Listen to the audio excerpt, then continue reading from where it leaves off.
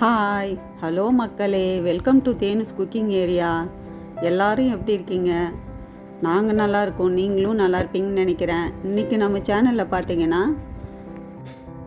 இட்லி தோசைக்கு தேவையான 4 வகை பருப்பு கலந்த இட்லி மாவு எப்படி அரைப்பதுன்னு பார்க்கலாம் வாங்க. ஃபஸ்ட்டு பார்த்தீங்கன்னா இட்லி அரிசி, பொன்மணி அரிசி 1/2 கிலோ எடுத்துக்கிட்டேன். 400 கிராம் துவரம்பருப்பு எடுத்து 2த்தையும் ஒன்றா கலந்து வச்சுருக்கேன். இப்போ இந்த பாத்திரத்தில் அளந்து போட்டுக்கலாம்.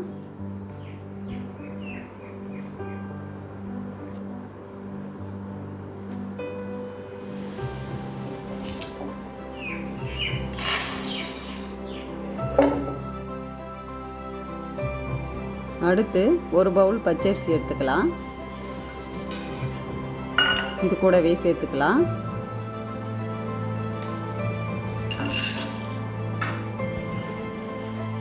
பாருங்கள், 3 ஸ்பூன் கடலைப்பருப்பு,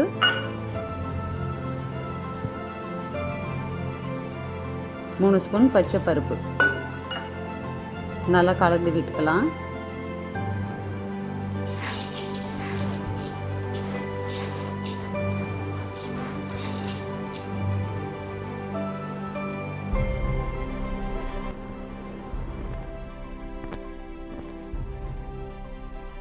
அடுத்து பார்த்திங்கன்னா ஒரு தடவை வாஷ் பண்ணிவிட்டு வச்சுருக்கேன் இந்த துவரம்பருப்பு அரிசியெல்லாம். இப்போ இது கூடவே கருப்பு கவுனி அரிசி 1 பவுல் சேர்த்துக்கலாம். சேர்த்து நல்லா வாஷ் பண்ணிக்கலாம்.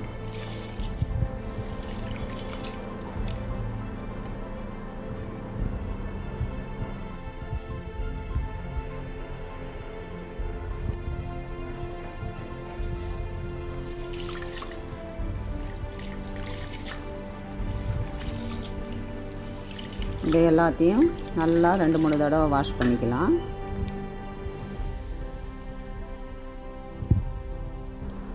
இந்த தண்ணி இருத்துட்டு பாருங்கள்.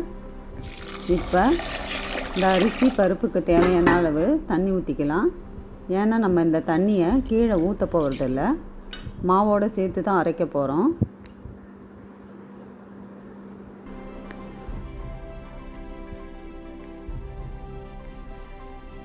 இந்த அரிசி பருப்பு 2 ஹவர்ஸ்லேருந்து 3 ஹவர்ஸ் வரைக்கும் ஊறினா மட்டும் போதும். இப்படியே 3 ஹவர்ஸ் ஊறட்டும். தட்டு போட்டு மூடி வச்சுக்கலாம். இப்போ ஒரு பாத்திரம் எடுத்து 100 கிராம் உளுந்து எடுத்து அளந்து போட்டுக்கலாம்.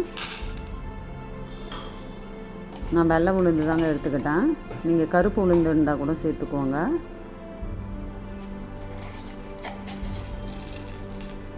அடுத்து ஒரு 1/2 ஸ்பூன் வெந்தயம் சேர்த்துக்கலாம்.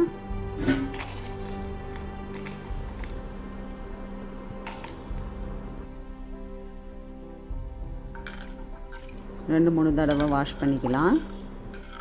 வாஷ் பண்ணிவிட்டு இதுக்குமே அளவோடு தண்ணி ஊற்றிக்கலாம்.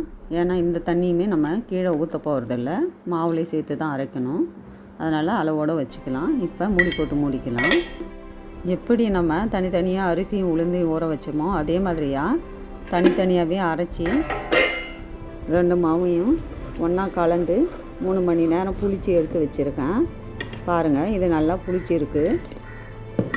எப்படி நார்மல் இட்லி மாவு புளிக்கணுமோ அந்த மாதிரி புளிச்சா போதுங்க.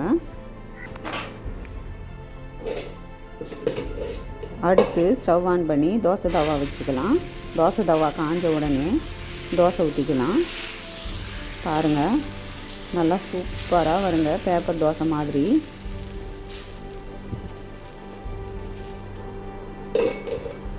நல்லா முறுமுறுன்னு இருக்கும். இந்த மாவுலே பச்சை மிளகாய், கொத்தமல்லி, வெங்காயம், கொஞ்சம் ஜீரகம், இது எல்லாத்தையும் போட்டு தோசை ஊற்றிக்கலாங்க. சூப்பராக இருக்கும். இந்த தோசை நல்லா வேகட்டும். இந்த மாவில் இட்லி ஊற்றினாலும் சூப்பராக நல்லா சாஃப்டாக இருக்குங்க. இன்றைக்கி நான் தோசை தான் ஊற்றிக்கிட்டேன்.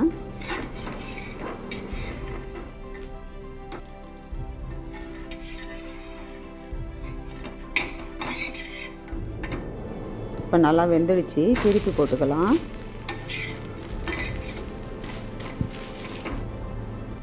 இந்த தோசைக்கு கார சட்னி, தேங்காய் சட்னி இருந்தால் சூப்பராக டேஸ்ட்டாக இருக்குங்க சாப்பிட்றதுக்கு.